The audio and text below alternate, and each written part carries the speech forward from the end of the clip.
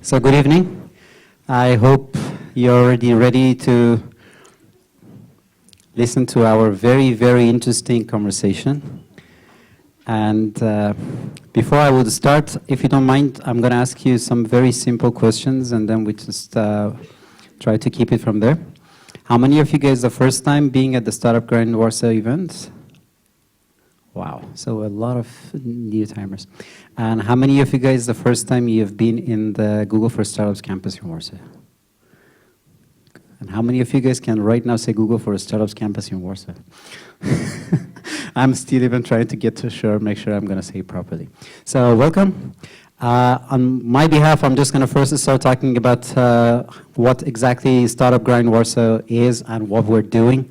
But on top of that, I basically just took this part because I really like the whole ideology, is that I'm not going to tell you what we're doing or how we're doing it. I'm just going to exactly go into the core of the whole thing and then try to say why we're here. There are lots of other events that are happening. They might be in the fintech, they might be in insurtech, they might be in food tech. What we're here is about entrepreneurship. We're just going to talk about one entrepreneur and how this entrepreneur had his journey, where he is and where he was and how this whole thing happened. Hopefully with the context of the industry, you will just get to know something when you leave the place. And then you can just do it in your own personal life, in your professional life, and then that would somehow bring some added value to yourself. So this is the main goal that we always try to have when it comes to Startup Grind. Startup Grind is basically powered by Google for Startups. We're also very happy to be at the Google for Startups campus in Warsaw, that they would basically just have us here. They also were generous enough to provide all the catering and everything around it, so thank you. If you really want to do something on social media, and I totally encourage you to do that, feel free to use the hashtag SGE Warsaw. And as I said, thank you for the guys at Google for Startups for providing everything. For those guys that will stay, there's also going to be some more warmer things that like later is going to wait for you outside. This event has nothing to do with me. It has everything to do with our very, very interesting speaker. And I'm not going to take his time more than that. And if you guys just give him a round of applause, then I will invite him to the stage. Please.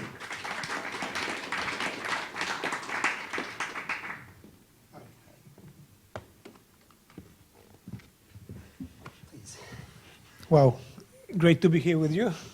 So, welcome. I mean, you used to live here, right? So.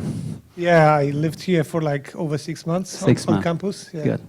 How many of you guys also know Grzegorz already? Nice. So let's just say 10-20%. So do you want to introduce yourself first of all? Well, my name is Grzegorz. I am today I can say I am entrepreneur, trying to understand how everything works, discovering each day that I should know much more than I do know right now. And I'm here really to share with you my thoughts, a little bit of my past, a little bit of what's happening today, just for you to have some kind of potential inspiration. As I understand, you made a lot of trouble to get over here through all the traffic jams to spend time here. I do appreciate it. So I would like to have this event as a very interactive. Obviously, a lot of questions asked not only from you but also from the audience. So let's keep it like a great meeting that we can exchange ideas, exchange experience. Guys, we also have this, so we can just throw it out and you can have your questions anytime you want. Just to respect also the line of the whole thing, so we're just going to have the first part of that, just open up the conversation. Hopefully we're going to touch a lot of points that might be even your question.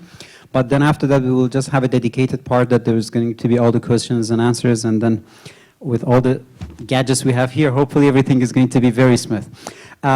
We met long time ago in this e-commerce website, the conferences, sorry, that like you're a corporate guy talking about e-commerce, like I had my own stage, and then everything changed. So if you don't mind, just to give people also that kind of a storyline. So you want to start with like from Allegro or even before that, just try to give people a little bit of your corporate life and how you started it, and then we just take it from there. Okay, if you want to move back to the past, I think, it was over 20 years ago. When I think of 20 years, it's like already I'm a dinosaur. But actually, it all happened when I was a high school student. I took an extremely different path. I read in the newspaper that in Warsaw they are opening classes with international baccalaureate program. And I said to my parents, I want to be there. And then, my surprise, they agreed. Obviously, I moved to Warsaw. I studied over here in high school for a year. And then I decided to go to as I was invited by friends of mine to the United States. I spent there also in high school another half of a year. And at that moment in time, internet was just AOL. There was no Yahoo at that point. There was like Alta Vista search, and everything was dial-up services. But the biggest thing was a library at school. They had a really great computer system, which you could just put any keyword and it would show all of the articles, in entire press on different topics. I was so amazed with this that you could just put literally anything into the computer and it gives you an answer. And for example, at school, you have an assignment to say something about the poem and the situation where this lady, her house is on fire, so she has a problem. And how would people react today to such a situation? You just put disaster, fire, and then you see all of those articles, then, somebody screaming because there is an earthquake or so on. And that was like a biggest turning point in my life when I came back to Poland.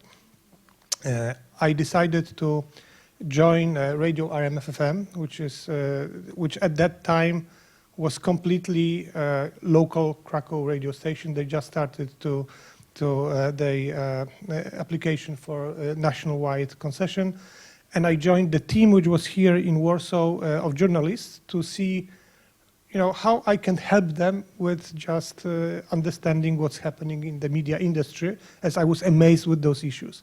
So I joined RMF-FM group.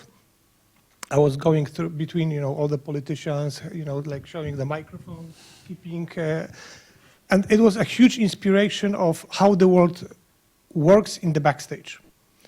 And from this perspective, my background was IT.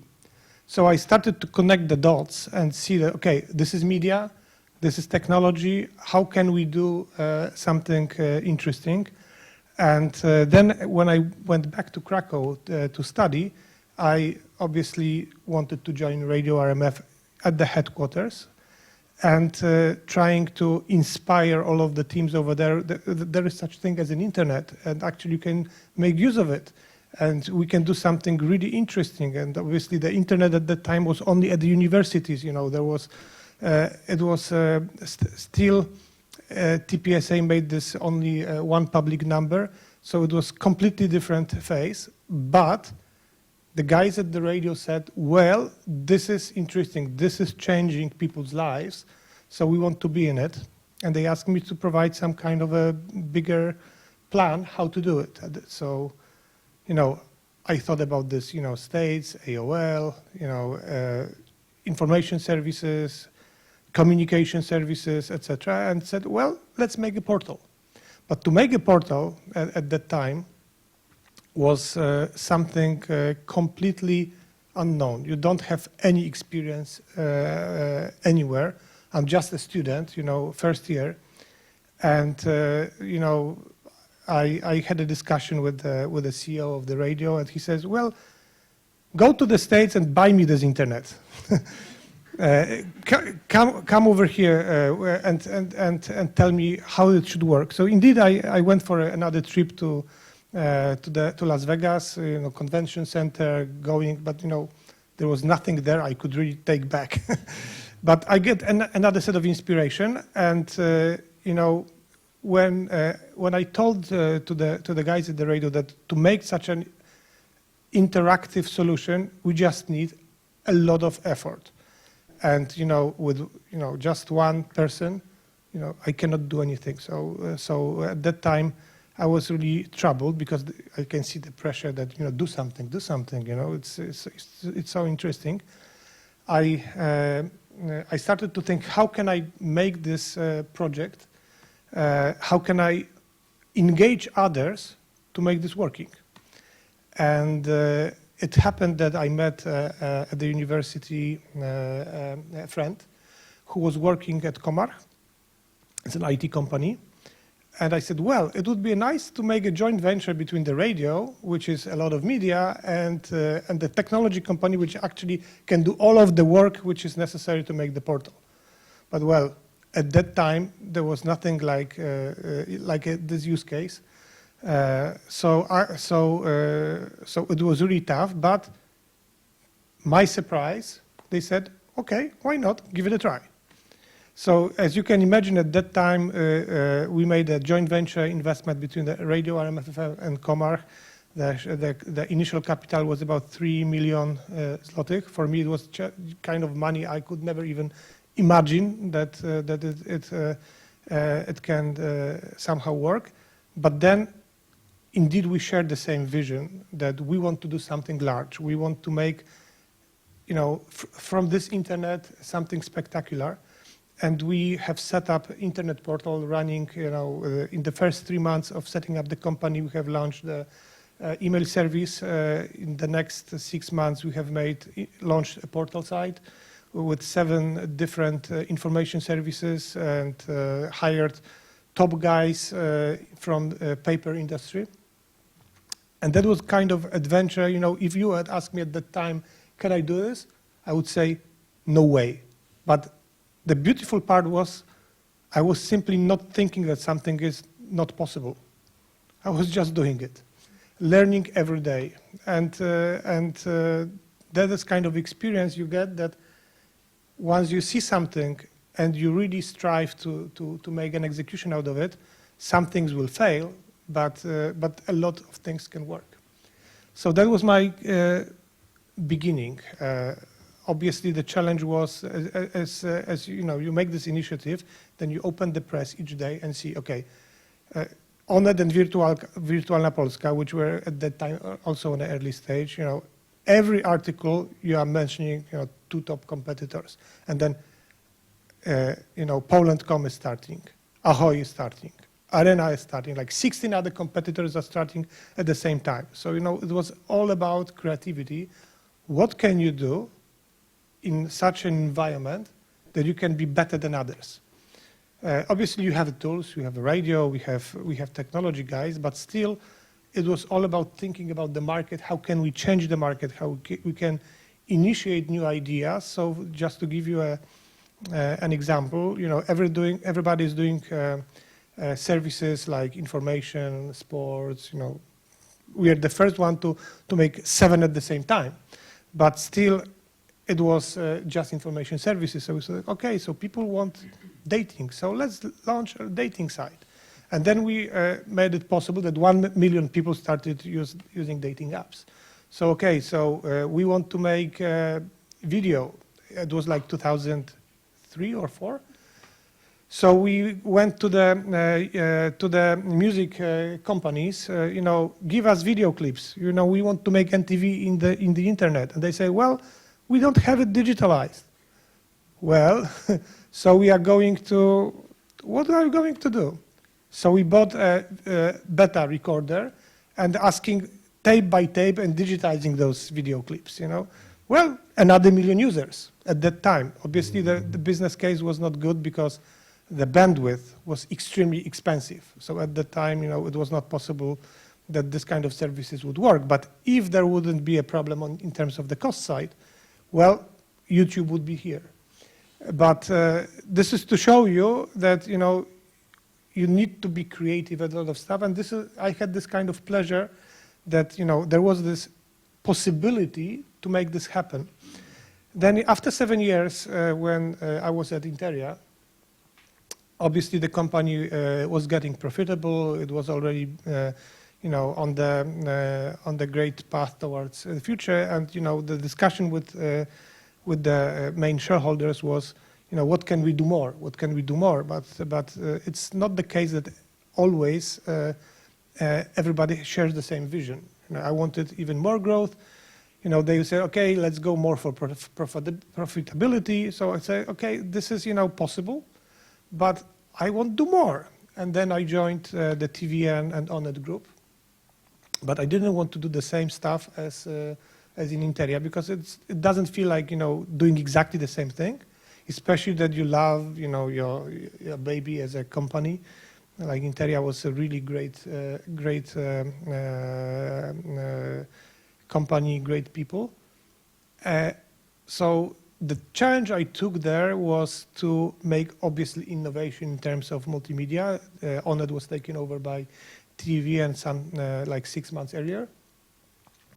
And the challenge was, okay, so we need more developer powers to make other interactive ideas.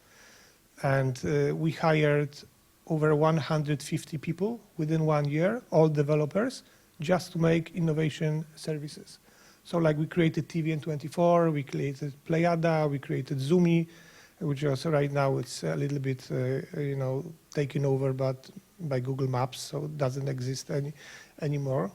But again, that was the repetition. We could do innovation, a lot of innovation, in terms of putting pieces together. You have some infrastructure, you have some potential, and you are able to, to innovate around it. So that was something I loved the most. But again, it's media. I'm always looking what's next, and I see that there is a lot of opportunity in e-commerce.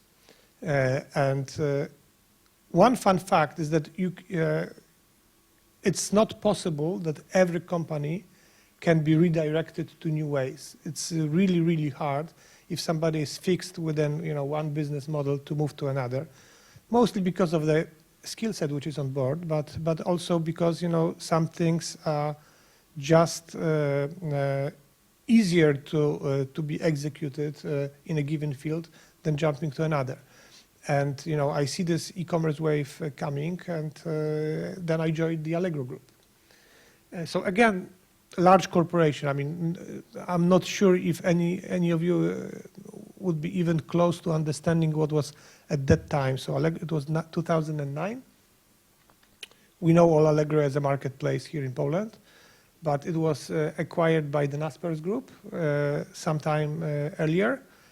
And actually, the main idea was to make a multiplication of these businesses all around Europe. So Naspers was doing a lot of acquisitions. And actually, I was taking part in this international expansion. And we're doing amazing stuff like acquiring companies like comparison shopping, classifieds, and obviously other marketplaces, and bridging all of the knowledge in different countries as in one location. So at the peak point, it was a holding of about 70 companies, all e-commerce based, in 17 different countries. The farthest was Kazakhstan. So that was amazing. You are able to actually share the global knowledge about what's happening in different countries. And again, the funniest thing is that no country is the same. You're putting literally the same technology, exactly the same technology, releasing it, in Czech Republic, in Slovakia, in Hungary, in Romania, and it doesn't work the same way. The markets are different. The same technology, the same product, doesn't work the same way. That was like a huge surprise. You think that a comparison shopping, you make a copycat, doesn't work the same way. You make classifieds, again, some similarities there, but it's not exactly the same. And that was kind of an approach where we started to realize that markets are all about ecosystems. It is all about the product, yes, but also the consumer and understanding how this fits into the larger ecosystem. and we have started to experiment with different business models. So, for example, the same technology as in Allegro works. When it was put in Russia, it was more about classifieds than transactions, because people didn't have enough trust, and they anyhow, when they made a transaction, they wanted to meet in person to hand stuff, physically. But in Poland, it was working like daily transactions. So again, I realized that it is extremely interesting to be able to track those different stuff against each other. And then, just moving smoothly towards the next stage, obviously I had a lot of fun in terms of this international operations, but when you look from the top perspective, I became a CEO of Allegro. I realized that the biggest actual risk for all those businesses are regulation. If you change a small piece of law in European Union, it has not been transformed into national member states' legal systems the same way. You get like 28 variations. Today would be 27, but yeah, 28 different laws based on the same concept in all of the countries. So then we realize that the biggest challenge is not operations, but how to make sure that the legal system is good enough so the businesses can grow.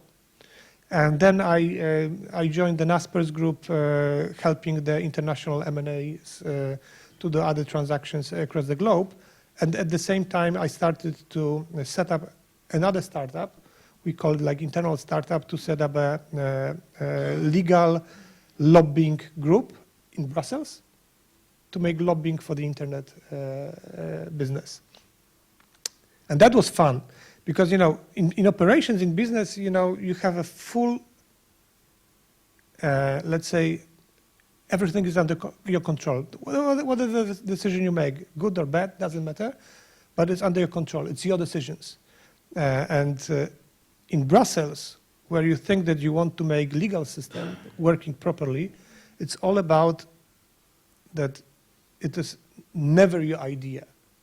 It cannot be your idea. You need to understand how to sell this idea to others, so this is their idea, This regulation must be good in all of the countries, but how to make sure that, majority of countries vote in favor of a specific regulation. Like completely changing the brain from the typical internet operations to how to manage regulatory systems. And actually, we did a lot of successes in terms of consumer law. It has been harmonized. So today it's a regulation which only has several variations across countries, rather than formally a directive where you have implementation in each country is different. We made a lot of effort on data protection. Obviously, the politicians screwed this completely at the end phase, but still we managed to do a lot of stuff to make it far better than it was initially in the concept phase. So at that time, I realized that there is a huge potential in terms of working on the border between the regulation system and internet businesses, because this is kind of something which works in pairs. So if you make a good implementation of the legal system in the product, it should work, but on the other hand, you need to understand how it's working correctly. And at that time, I knew that I will be happy to do something new as a completely new project. A little bit thinking more that, well, again, operational stuff would be interesting, but what should be the next big wave? What should be the next big, trend that you could actually jump into and think of it as your initiative that you could make some kind of innovation across the markets? And that was thinking of businesses of paperless. Why? All of the documents today are created digitally, 100%. Maybe, you know, some small part is not, but most of the documents today are created digitally. So why the heck do print them? Doesn't make sense. So, and obviously you see that there is a lot of different digital signatures initiatives across different countries,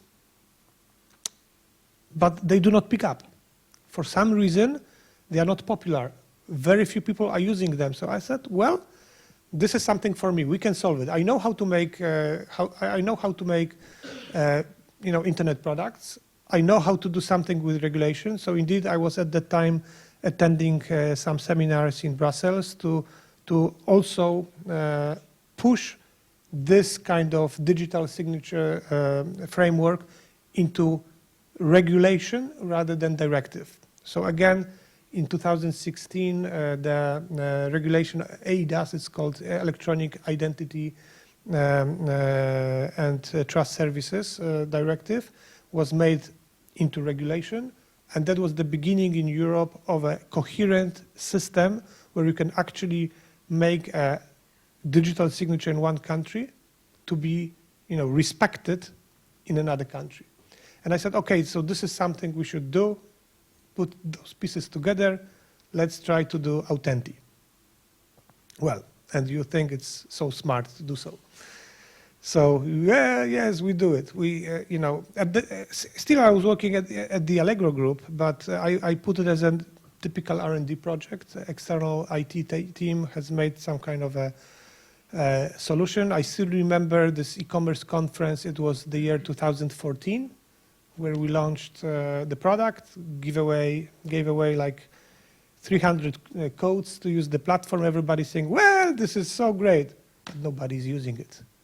Yeah, so great, but you know, each time you're asking, why are you not using it?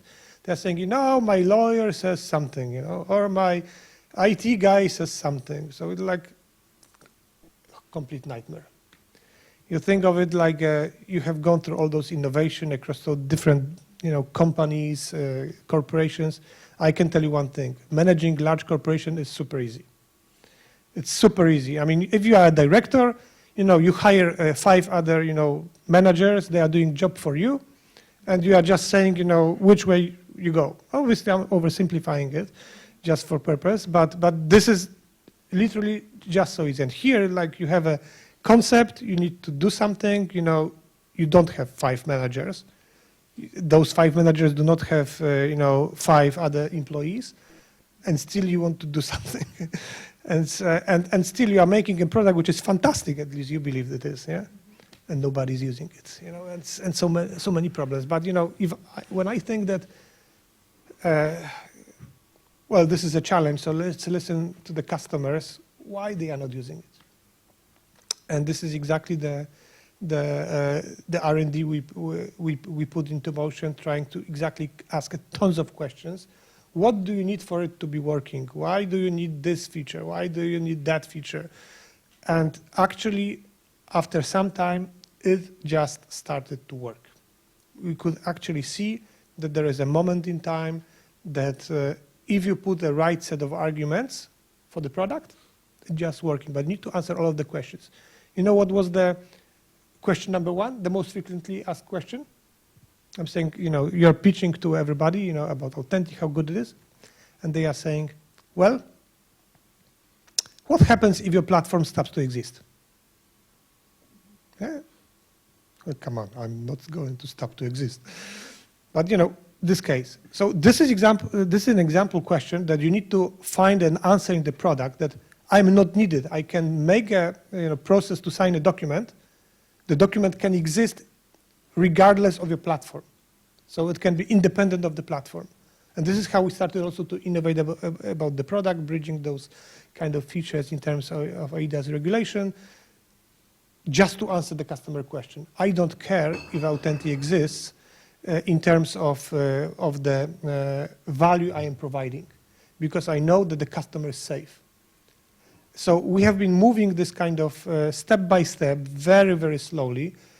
And actually, I'm happy that it all happened in Poland. Because, you know, if it would be in the United States, I wouldn't have those problems at all.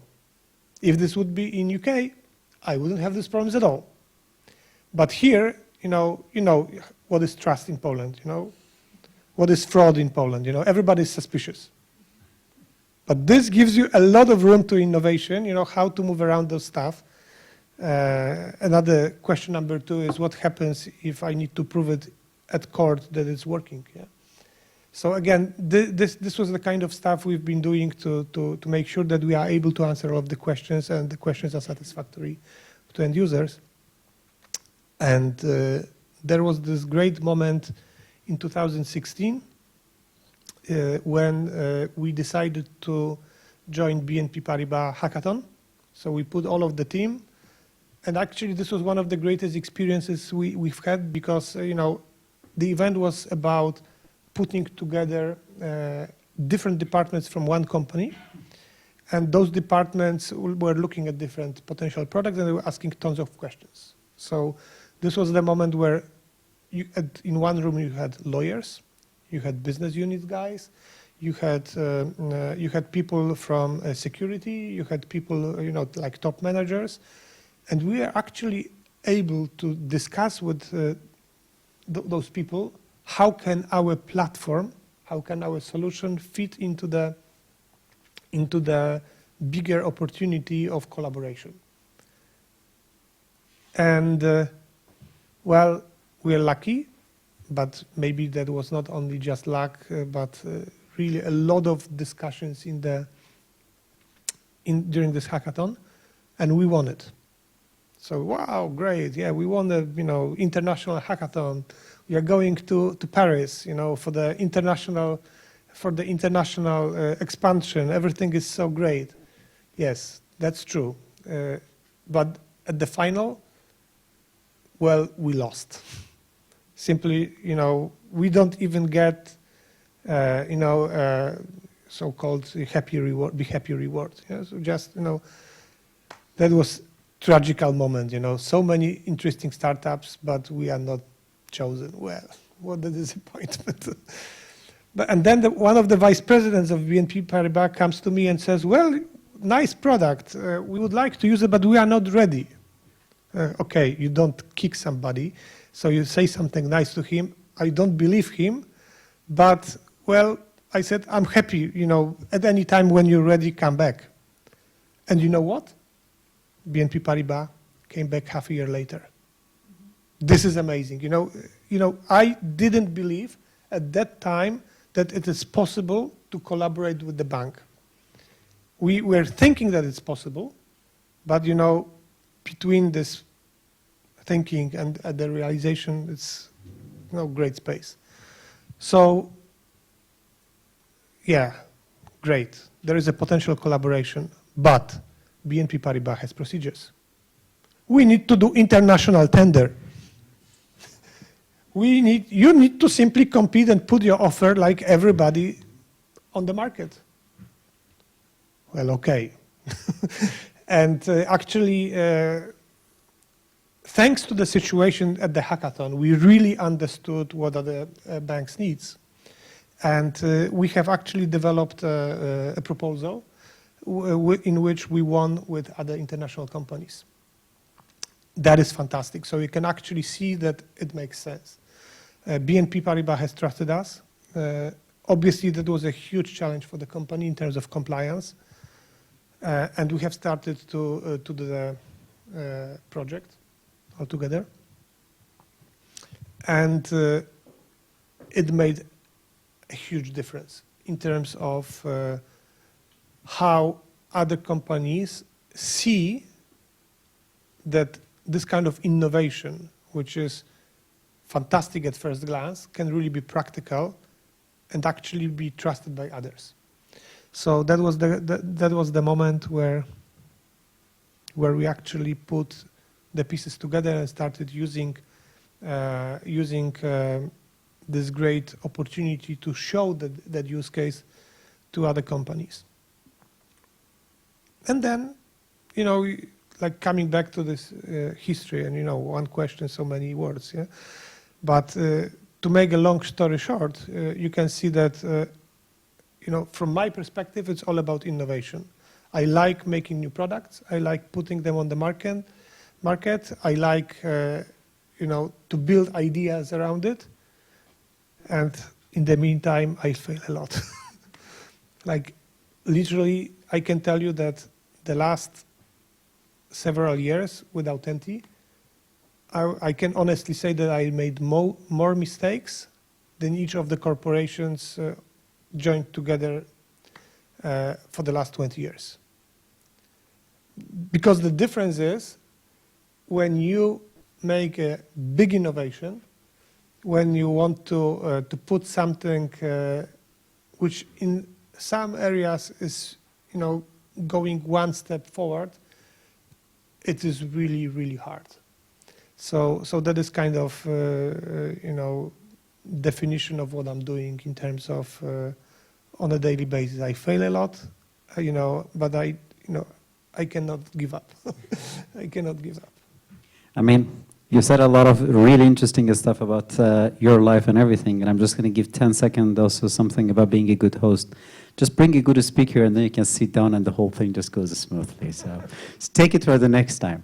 So one thing you said in the beginning that was very interesting for me is you said, right now I can call myself an entrepreneur. But when I was hearing your story, like, you did a lot of entrepreneurial activities. What changed? Like, why do you think, like, right now you can call yourself entrepreneur, while a lot of those things could also be the same thing? Do you have to be a startupper to be an entrepreneur, or? No, basically I take bigger risk.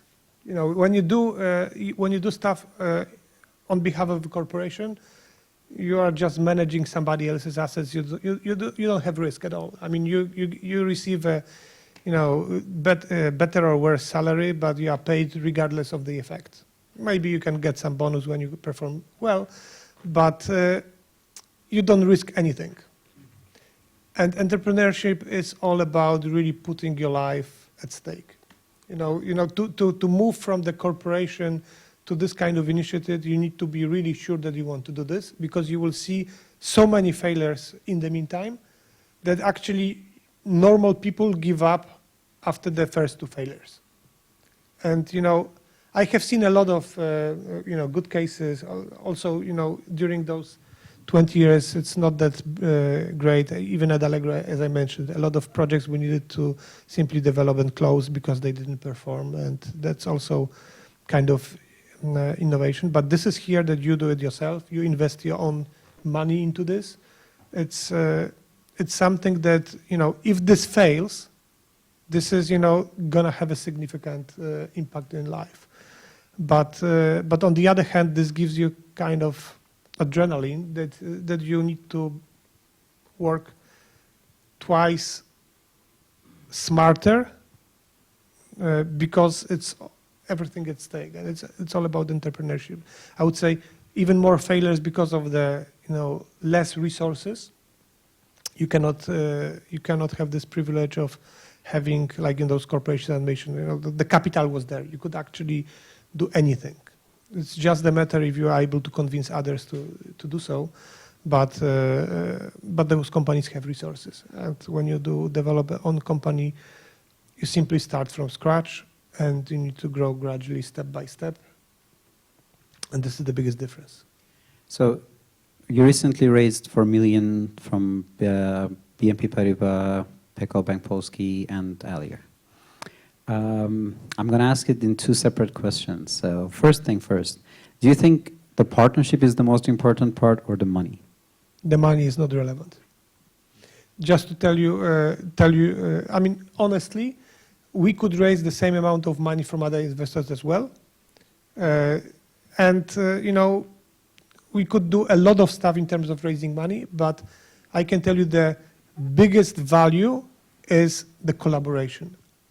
I can tell you that the biggest benefit of this deal we have made is that we have actually put together 3 completely different organizations with different culture of managing business, with different legal frameworks, decision makings, processes around one joint idea. And I think that, regardless of the money, I think this is the biggest achievement whatsoever. And the fun fact is that the first moment I can remember we were talking about it is like we're discussing one day internally what is the best potential, when we knew that already we will be raising another round, what is the best potential investor. We had initial interest also from those CVC organizations. We said, no way, one bank for us, it's impossible. This is too big risk. We want to make a solution which will be working for many banks.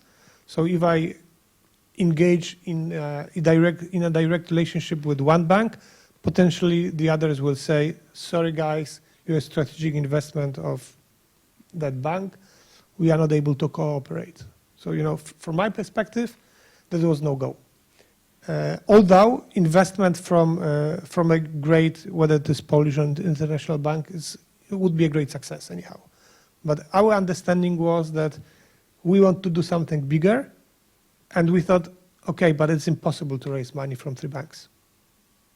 I mean, it's simply impossible. So that was like, we finished that meeting that it's impossible, that doesn't make sense. And the next day, we come back and we say, okay, if this is impossible, that this is for us. Because, if this setup can change the entire idea you're working on, put it to the next level, it means it's worth it. It's worth this kind of give it a try. And, this is, I believe, the biggest achievement that we actually, it was honestly, until the day we signed, we were not sure if we were going to make it. Until the last day. All the process took, the first contact was like 9 months prior to signing. Let's say early negotiations started like 6 months, and the 3 last months were just closing. So you can see how far was the journey. So like so much time to make it possible. And still, I can say that everybody had the same feeling that we don't know if you're going to close it. But everybody, there was one great turning point during one negotiation days where we all were sitting 1:00 p.m. at night at the table still negotiating. At that time, I thought, well, this is something which is normally impossible. That you have people from different companies where they usually closes at 5 p.m. They are still sitting with you and they want all together make this collaboration happen. This is an amazing feeling. So this gives you some kind of a moment that you start even stronger to believe that it makes sense, because it's not only about the money. The money obviously is a significant part in the fundraising process. But the feeling that we are all making a huge, unprecedented case, this is big. This is big. I mean, it's something that I would say I did not believe at the very beginning, but each day of hard work, we made it possible. So this is kind of... I mean, let's just even open it up a bit bigger than that, because you have PKO Bank Polski, the biggest bank in CE. You have Alior, that is, let's just say some people even literally call it like one of the biggest startups in Poland, and then later acquired, and then, like now it's a part of the PZU group, so you can also have non-bank related. Then you have BNP Paribas, that I'm not going to go that much into details of that, but it's beyond the bank, right? So there's a real estate and there are other factors of that. Conflict of interest, branding, competition, and everything. And I really don't like stereotype, but I really like every time I talk about everything with even a Polish entrepreneur, not outside, like I hear things that when I get off the stage and talk to my friendly zones and like in some special zone, it was like, you know what the problem in Poland is? Like Polish entrepreneurs don't like failing. And I was like, but I bring a Polish entrepreneur, he says that I love failing. So all these things, like when I also, again, go back to a stereotype for just clearing the whole conversation is everybody is so afraid of competition. And I was like, I'm not going to talk to you because 2% of what you do. I was supposed to bring a speaker to one event. There was one of the startups of the competition of one of the partners. That's why the speaker doesn't want to come. And I was like, but that's a startup of your competition. And I was like, anything that even is slightly related to that, I'm not going to do that. And you brought 3 CEO of those banks in one stage together. This is not just convincing one person. It's convincing 3 people at the same time that they are safe with you. In the stage that you mentioned before, even one company would say that if you would not be there, then what's going to happen to me? What do you really feel like is the, I don't want to exaggerate, but like a secret sauce? Like something that really just make you so confident that you manage to really think that you can bring all of these people together? I would say it's like you first of all, you need to not think that something is impossible. Because once you start having limitations, then obviously it's over. But I think that the secret sauce. I don't know, honestly. I mean, I don't know. It's like the 50% of the negotiations we're doing banks with each other. So literally, half of the time the banks were negotiating against each other. I think that. Actually, they did the biggest part of the job for me. But obviously, it was I think 2 things. First of all, great use case with BNP Paribas, because without it, it wouldn't be possible. Secondly, we initiated all of the discussions not with the fundraising process, but we actually were attending different business units at different banks, showing our product. Sharing our vision, sharing how we are able to do different stuff together. And I honestly believe that we simply convinced people inside those banks that it makes sense. Because without it, who would make an investment which is not coherent with the strategy of a bank? So this is one part, but the other part is that, well, if we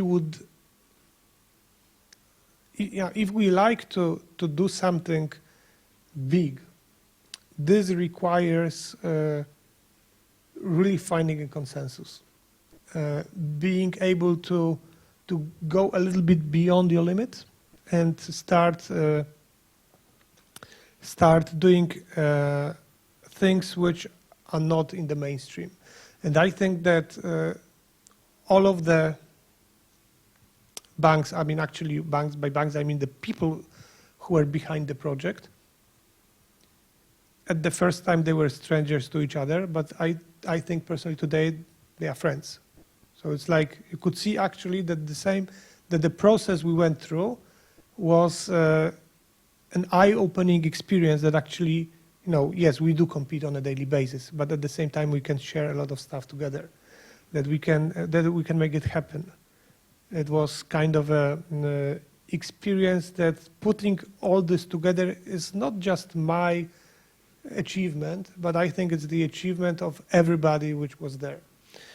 Because this wouldn't be possible without the teams in each of those banks, common interest and common goal, and actually they made it for me. I mean, I am let's say the beneficiary of this, but the teamwork here was something of a specular impact. The bank side is one stuff, but in this kind of a transaction, you have engaged many people in the back office, legal services. So during this transaction, we had like 4 legal companies, top tier, who needed to negotiate the deal all together.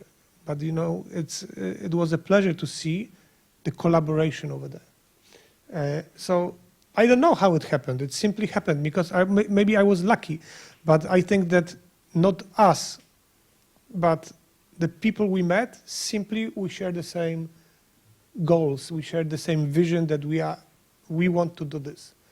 And yeah, but not Maybe hard work a little bit more than luck. Yeah, no, hard work, obviously, you know, the sleep time, average sleep time was like 4 to 5 hours a day. That's true. It was not possible, it wouldn't be possible without hard work, but on the other hand, it's not the hard work that made it possible. I think that's the spirit we had all together. I mean, if I think that the magic number was also 3, because you know, there were a lot of points, let's say stuck points, the points at which negotiation are simply in a dead end. Because for some reason, you know, different companies have different, you know, experience, processes, whatever. You know, if it would be one bank with another bank, you know, it's 50-50, nobody has majority, simply you're stuck. But if we had 3 banks, that was luck. You know, when two of the partners had the same feeling, it's just easier to convince the third. And so it works in all of the contexts. So sometimes it was, you know, 2 banks against 1 bank. Sometimes it was founders and a bank against others. But that was great feeling that we could actually work around problems all together. And having such a setup was inspiring, simply because you could actually invent things you wouldn't invent yourself. I think that the entire construct of how the shareholding agreement has been made is pioneering in terms of, you know, for example, one of the key assumptions was that we all invest at equal terms. So like we said, it's all pari passu. That, you know, this one rule was, I would say, fundamental. Without this rule, it wouldn't be possible, because everybody would say, okay, this has to be my way. But if we do all work on the same terms, it means simply we need to find altogether a compromise. And we, you know, step by step, we are able to find a compromise. Another thing that is about entrepreneurship is about learning part of that. So you mentioned very clearly about your path from like learning about computers and learning e-commerce and then try to do it in action in a corporation. So I would say maybe classically you literally learn it in action. But then after that, you also had this opportunity of being in some acceleration programs. Mm-hmm. So let's just say you have your education, you have some practical part of that in corporations and then accelerations. Which part of these things you think is the most important factor? Which part of this an entrepreneur or a person who really wants to do that have to more focus on that? You cannot say there's one more important than the other. I think there's a combination of all of them. So like, you know, experience, you know, like you think that you have 20 years of experience in something. Well, I can quote you one discussion we had with, here on campus, by the way, in this room. We are discussing international sales. And the guy says to me, did you consider outsourcing your sales department? I said, no way. This is a core competence of a company. How can you outsource your sales department? Okay, think it over. Let's meet the next day. And then he shows me his own personal case where he is managing expansion of Google into EMEA market from Dubai across all of the region. And he asks simple questions. Okay, how much time will it take you to acquire with this kind of, you know, sales process one market? All right, so this is this amount. Now, let's imagine that we need to do 2 markets at the same time. How do you do this? Like this, okay. Now, not 2, 7. 7 markets at the same time. And then you start seeing that, well, typically not doable.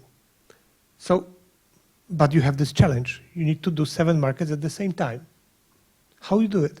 And you know what? He said they invented sales process, made it perfect at the company for one market, and then they hired not managers, but they outsourced all of the selling process to different companies, and they hired coaches who were coaching managers of those outsourcing companies how to do better. So the entire Google part was cultures. No salespeople at all. Sales was done as an outsourcing. So this can show you that you can have a lot of experience, but still you need to innovate around stuff. And obviously this is not the case which will work for every sales process, but in this particular case it just worked. And this acceleration program, it's not about acceleration per se, it's all about talking to others. How can you do things differently for it to make it better, work it better? And it's always a combination. You have some idea, you ask a person who's sitting next to you how you would do it, you listen, and then you try and innovate. And sometimes you will make a failure, like a complete failure. But if you take a conclusion from this failure, so it doesn't happen again, it doesn't repeat, it just makes you stronger. And this is exactly what's all about this kind of programs. You take inspiration from others and you try to do stuff. And you never know if it will be a success. Honestly, you cannot say, even like with the 3 banks and 2 VCs which are on board, still nothing is granted for sure.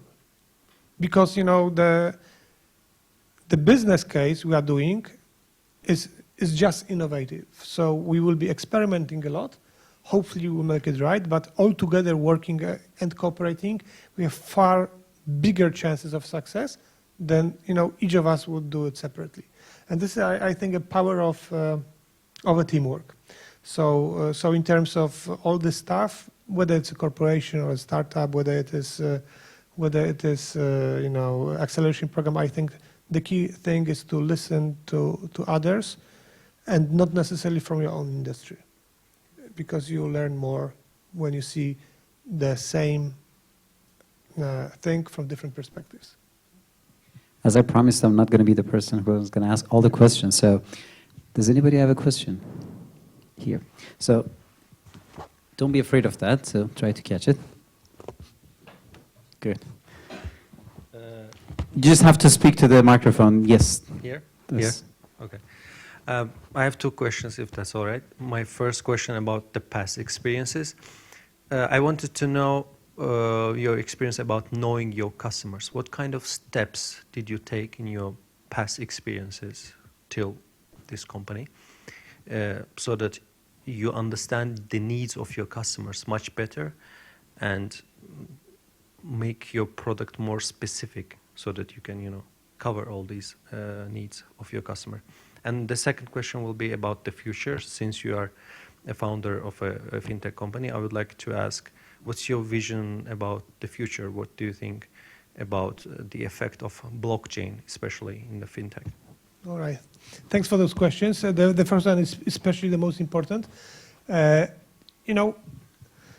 Talk to your customers. That's the most easy answer. So, for example, you can do different stuff. Let me take you case by case through all those different companies, because this is also inspiring. Think of a radio. What is radio all about? 90% music, 10% talk.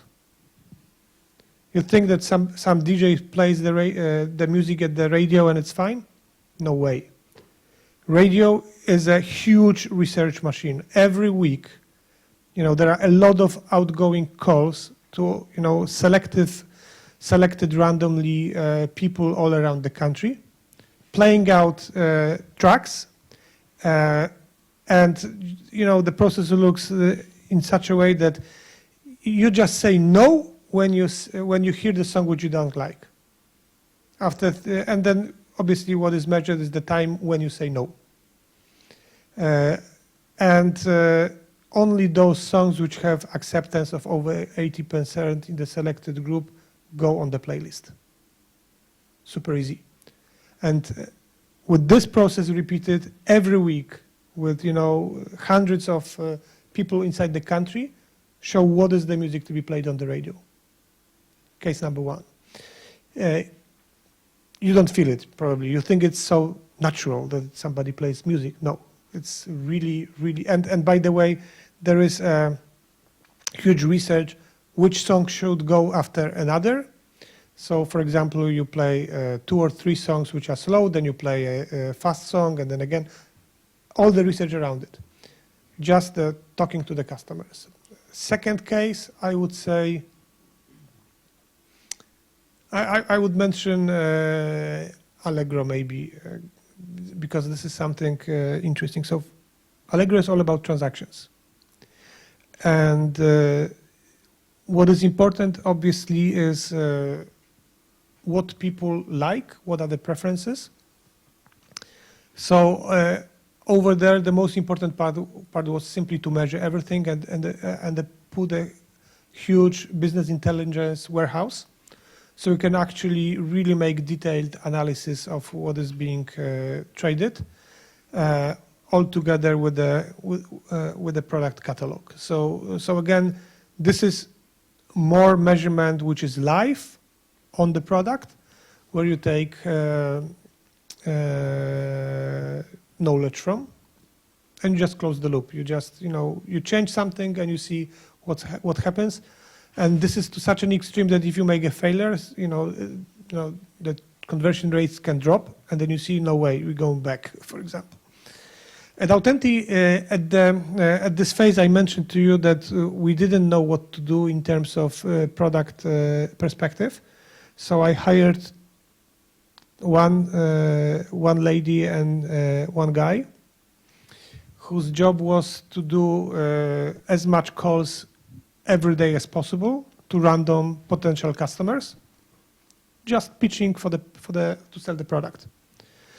And the only task they were doing is they were noting down what questions were asked, and then we invented the answers for those questions, and we measured reactions to those questions. So basically, if after a question and the answer, you could literally feel that there is no more questions asked. Okay, that was the good answer. But sometimes we invented the wrong answer. It was just raising even more concerns. So very simple process, but it gives you knowledge how to communicate. For example, specifically what not to say to your potential customers, because simply it makes process complicated. So this is the best approach. But in each industry, each product, the process can be different, but still talk directly to your customers. To answer your second question on the vision and the blockchain especially, I am a strong believer, and this is exactly the reason why we decided to cooperate with the banks, that banks are institutions which have made, especially in Poland, really great innovation. You cannot feel it because it's so natural to you, where you have all your mobile apps, the banks in your apps, you are used to online banking for the past several years. You can actually, whether it is a loan or it is some kind of a savings product, you have it, at your fingertips. But this is not a commodity worldwide. This is something that has been invented over here. And I believe that the banks as a center of innovation is, and at the same time trust, is really an important factor in terms of I would say, not to exaggerate it, but it's a motor of changing the behavior of the society even. And when you ask about the topics like blockchain is a technology. If you ask a potential customer, would you like blockchain? What do you think? What is the answer? What? What? I don't care about the blockchain. I don't care about it at all. So the customers usually talk about, yes, I want it to be secure. I want it to be super easy to use. I want it to be respected by others, whatever. But they never talk about blockchain. So blockchain is just a back office technology which can solve some of the topics. But if you are able to provide the same solution without blockchain, nobody will care from your customers. So I can tell you that blockchain, yes, it is a real innovation, especially in the use case of protecting evidence on transactions, but it doesn't mean that the same technology will be applicable the same way in other use cases, but still it is one of the top methods of securing evidence. So for example, it's good to have a blockchain solution as your back office solution, but do not treat it that somebody will pay you more because you have it. That's it. Thank you. More questions? Okay, paperless. Ready? Sure. Why do people still use business cards? Because they are used to it. That's all? That's all. Because it's convenient, because they are used to it. You know, for you, potentially it's easier to use LinkedIn. For others, they just don't know that it exists. Maybe they know that it exists, but it's not convenient for them to use it in the future. But, well, my personal opinion, it's not something that has been measured, yeah? But, you know, for many people, a business card is like a physical memory of meeting somebody. So many people simply connect the dots when they see something. And this is why some people simply prefer to having this kind of physical evidence because it's, you know, good for them.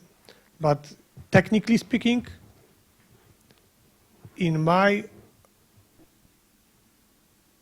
don't need an address book in my phone at all, because I have everybody either on LinkedIn or on Facebook. So this is like something that has changed over the times, and we are still used to it. But for example, my daughter, my son, they don't care about stuff like that. Simply for them, they are living in a totally digital environment, and they are used to something else. And I don't think they will be using business cards at all, unless somebody teaches them to do so because of, you know, backwards compliance. More questions? Yes, thank you very much for that profound examples and what you say about all the process. This is the only way that we can really listen to such experience that you share with us. So thank you very much for that. I'd love what you said about the product and how you convinced the business departments, each one after another. That's for me, it's one of the biggest takeaways in here, and yes, so that's what I remember. And of course, the second thing is that you look for all the stuff from a huge perspective, you know, and that's great. It's like, for me, it's kind of like that's why this kind of managers experienced and looking for this kind of perspective can achieve this kind of goals. So thank you for that. It's from me. But the question I wanted to ask you, when you have talked to all these business guys, when you show them the use cases, when they show them how they can use your product, and these negotiations were like going hotter and hotter, was this the case that the banks, one of these banks for this free, could feel that if they will drop the negotiations, for example, they will lose something really important? Was this also the case for the result? I never asked this question. Yeah, but what you feel? Honestly speaking, well, I can tell that presumably yes, but I cannot take it for granted. You know, it's as I told you, the magic number 3. This makes the difference.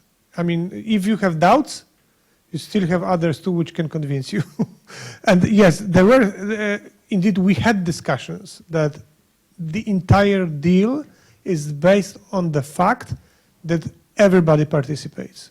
So indeed, the feeling was that if one drops, it's not that just one will drop, all will drop. So this is what was at stake. If one says, I'm out, I bet the other two would say, we are out too. So that was exactly the kind of feeling we all had. That, you know, and well, like in every negotiations, there is this kind of, you know, feeling that you made such an effort to get to this point that to simply drop it would be kind of a disappointment. Also your personal disappointment. But still, it's just business, you know, so one thing could go wrong and everything could go wrong, you know. So I honestly said the last bank's approval or the deal was just a day before the transaction, and it was a committee of like less than 20 people, but definitely more than 15 who needed to vote yes on the deal. Just to show you that this is a kind of, you know, you never know what will happen. You know, somebody can look into a document, they can say, I have a doubt, you know, and then a second person would say, I have the doubt as well. And then the third would say, I have the doubt as well. And then, you know, everybody would have a doubt. You never know. So this is kind of a feeling where basically I think we all had this kind of understanding that, yes, it's not perfect. A lot of things could go better. This is maybe, there are a lot of rooms for improvement, but still we are doing history by cooperating together. And I think that was the biggest magnet to glue us all together, that still, I can say there will be even more challenges coming after the transaction, because like closing a transaction is just one point, but we need all together focus today to make this really working. And this is far more challenging than just closing a single deal.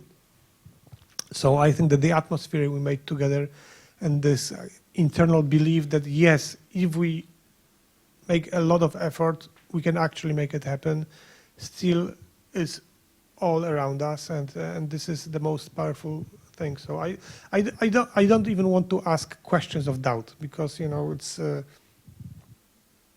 why would I make anybody to for even a minute think about a failure? You know, we want the success. Maybe that's another cliche that about Polish people that just collapsed. Good one. If you don't mind me, guys, I'm just going to force one gentleman to ask a question. Can I just ask BNP Paribas team to ask a question, just to be able to make sure that, you know, like, I'm sure there were a lot of other questions that they couldn't ask before, but now you just, you know, have Grzegorz on the spotlight. So if you can ask your question, but then after that, you guys have some time to think. So go for it. Great. I've got maybe somewhat technical question regarding the negotiation process. What was the highest number of people sitting at the negotiation table at a time? How many pages did the negotiation, the final investment agreement had, together with all the appendices? And of course, did you process it and sign it through Autenti? Okay. Unfortunately, the question number 3, unfortunately, it needed to be in the notary format, so it couldn't be signed through Autenti for legal reasons, and everybody regretted that. Second question, I didn't count it. The pages are, I believe, not even numbered because they are sealed by the notary. This thick. How long did it take to sign it? That was easy because we signed just the last page. So, so that wasn't the problem. Well, yeah. And in terms of, you mentioned people at the table. People at the table. There was one moment where I was sitting alone and 22 people against me. Because my friend was for a moment out, but we were just 2 of us against 20 plus, all lawyers, or, you know, some managers as well. But yeah, that was challenging.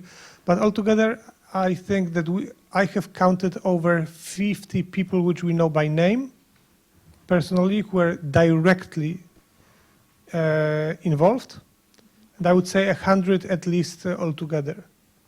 So that's kind of numbers to show you the people engaged. And I don't know how many people in the back office. So this is just a secret. I don't even want to know it because it would put much more pressure. but yes, that was challenging. I think the biggest challenge was the legal stuff, indeed, because a lot of interests needed to be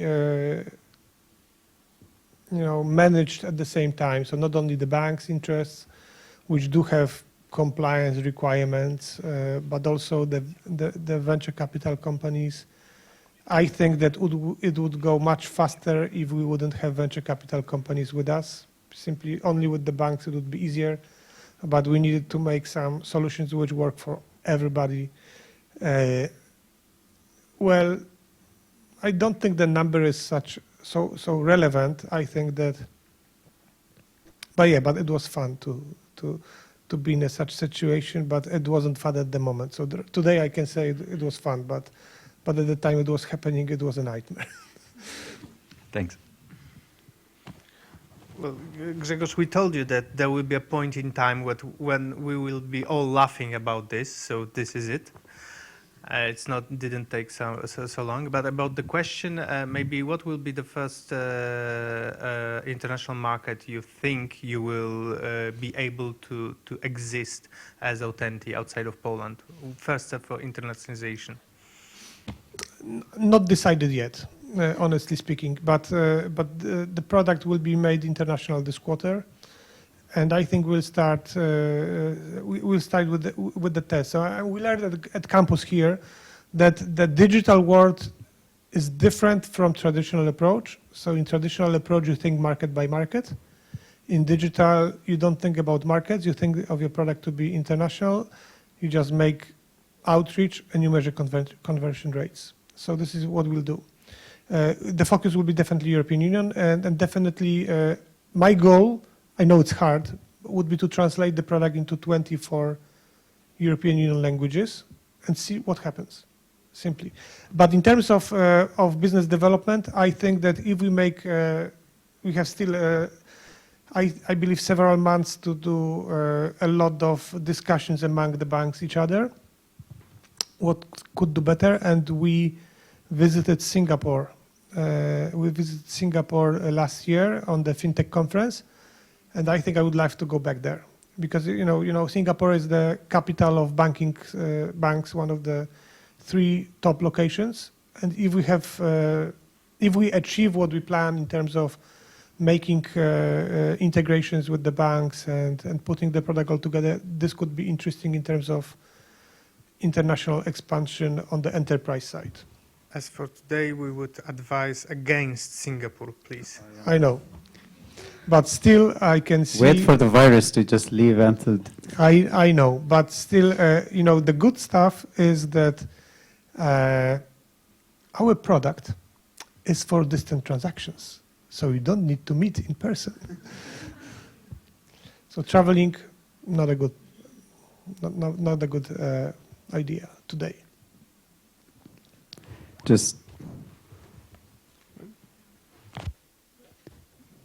Thank you. What is your new customer acquisition strategy, and how do you attract new customers? As you already answered the first question, that you talk with your customers to identify their problems and find, let's say, make your product the best. And now, how are you selling it? How do you market your product? And the last question he asked about the expansion to other countries. How do you use the digital marketing while you are selling your product? Okay, so in terms of the customer acquisition, so first of all, we have 2 business lines. One business line is, we call it enterprise. So we basically are able to make the business process automation for large customers and large volumes, like the use cases we did with BNP Paribas. And this is simply case by case. We focus on Poland, on large companies, and those are typically, physical workshops with people to understand what are the needs inside the organization and how can we show that our platform can fulfill those needs. So, typical B2B approach, physical meetings, but this is exactly needed as we are still discovering what needs to be done for the platform to be more universal. The second part is for SMEs, which is the self-service platform, and this one will be the point of international expansion. At this stage, we are focused on upgrading this platform in terms of many functionalities, and it will be translated to those other languages. And we are already preparing, doing the first marketing tests. So simply you have put all of the analytics stuff on the website. We are making test campaigns, looking at the conversion rates, optimizing. So I think this stage will last some time. When we spend more, it should be already useful and not money burned. But this is typically the way it is. It needs to be done, and no assumptions yet, as the question was here, to the market, because this is exactly the lesson learned from Google. If we focus on one market, then we would simply try to do it. When we do a small test campaigns on different markets and see what are the conversion rates, this will show the answer. And I think that it will also depend on partnerships. So we believe that in our business model, we need to work again smarter and not do everything ourselves, but we need to build other partnerships for product distribution. So like if you take the bank as the partner, so for example, if my vision is that each company in Poland will use Autenti as a e-signature solution. Well, to do so, that's very challenging. But if I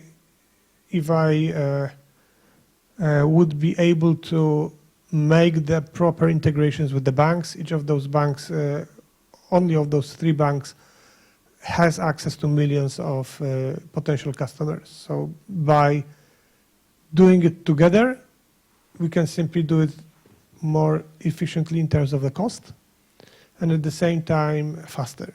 So this is like obvious in terms of an idea.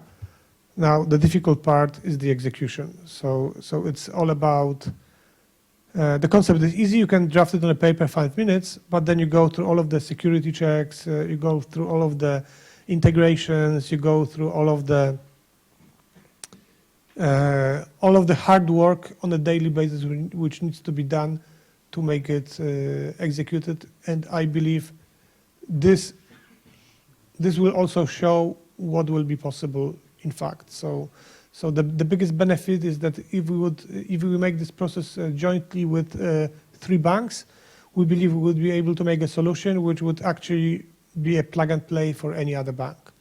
And that is kind of our thinking. But still, we are not sure 100%. It's just an assumption. We just need to test it in the field. And if it is fine, it will be a success. If we fail, well, we'll need to find another workout to make this happen. So as simple as that. Thank you very much. And if you need any digital marketing outsource, we are here. Okay, so that's good to know. So Grzegorz, my name is Alex, so thank you very much. Very, very inspiring story. I have a question more about evolution of your leadership style, right? And maybe 2 questions here. So first question, you mentioned that for startup it's probably more difficult to do certain things because of resources, etc. But you can afford for a lot of mistakes. Now let me take a very extreme example. Lehman Brothers, a couple of big mistakes, got bust, billions of people got impacted. So in that sense, as a company is growing, you have more customers, you have more employees. How your risk appetite is changing and how your decision making is evolving. And linked to that is a second question. So along the way, as your company is growing, what critical milestones do you see? For example, if it's 10 people or 30 people or 100 people, so what are the critical milestones and how your leadership style is changing and adapting to the growing size of the company? Thanks. So the question number one, in terms of the risks, well, in our industry, one error can be a total failure. Security, for example. This is a trust service. If we fail on the trust, Autenti can disappear immediately. And this exactly shows you that there are areas where you can take a risk, and there are areas where you cannot take a risk.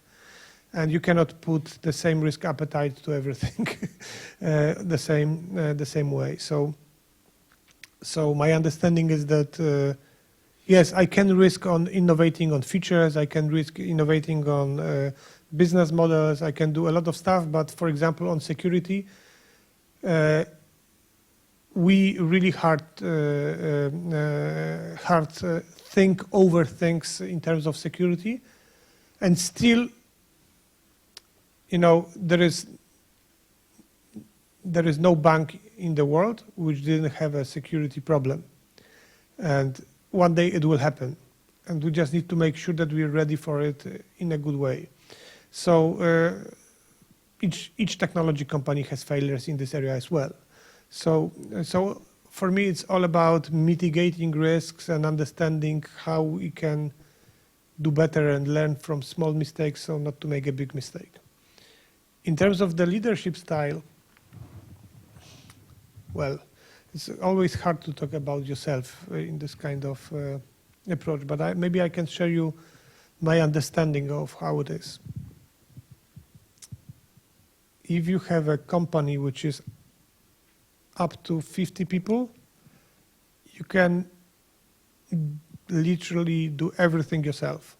I mean, you can manage the company individually, one by one, and be able to understand what's happening exactly in each department. But 50 is a magic number. If you cross it, you simply need to be sure that you can no longer be in everything. It's not possible. I mean, 50 is already, exaggerating. I mean, you should start much earlier.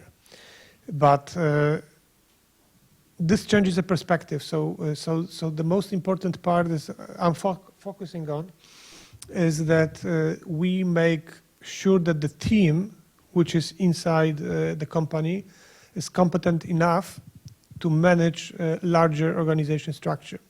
So, for example, we made it a little bit different way than typical startups do. Typical startup is a 5 to 8 person team who is doing, bootstrapping, doing all stuff together.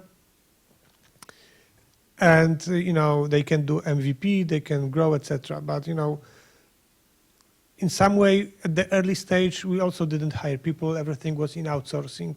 But once we realized that it's getting attraction, we made one important assumption, that what we need to do is we need to create the complete organization. So, we needed to have both sales department and technology department and marketing department and legal department, et cetera, which makes a bigger challenge in terms of the cost spent.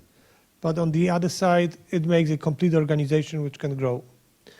And today we are focusing on the fact that we do, in terms of technology, a lot of things from the bottom up. So we try that really decision making is in the teams, and my focus is to make sure that they do understand the vision we're going into. Because if they wouldn't understand this vision, they would probably make a lot of shortcuts, which would be problematic. But still, it's not about my leadership style. I think, I can be a fatal, I would say, manager. But if I make sure that I hire the right people to do the job, it will work. So that is the biggest challenging part. I think that the lesson learned from the experience is don't be afraid to hire people better than you. Because if you try to be better than your, or if you are better than your team members, it means that you are poor, because you will not learn anything, and everybody will be waiting for your decisions. It doesn't make sense.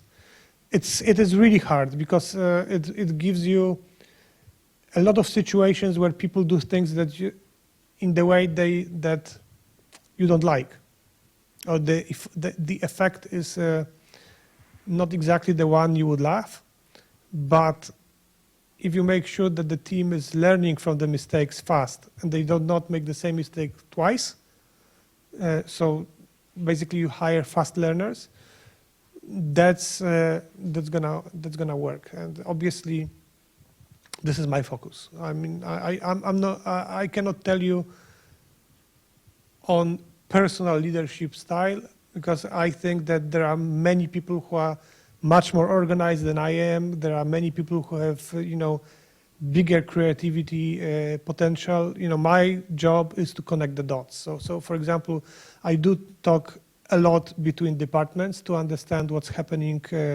in different areas, and trying to make inspiration to others. Look, somebody's doing something. Did you think of this perspective? And this usually works, not always, but usually this makes that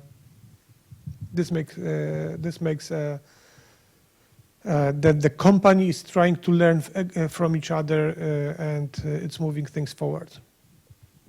So guys, we try to just be according to the time with half an hour. So if you want to ask a question, just try to make it short to respect everybody's time. So please. So the last question. So we are a Polish company using DocuSign for the moment. How would you convince us that Autenti is better and we should switch? Okay, the easiest answer is that Autenti provides all types of digital signatures, including so-called qualified electronic signatures, which are by legal system in Europe equivalent to handwritten signatures. Now, this makes impact if you are performing under European law, and for certain actions you do require to have so-called written form. For example, if your contracts are all about acquiring IP rights, or those are HR-related contracts, or other type of documents that really do require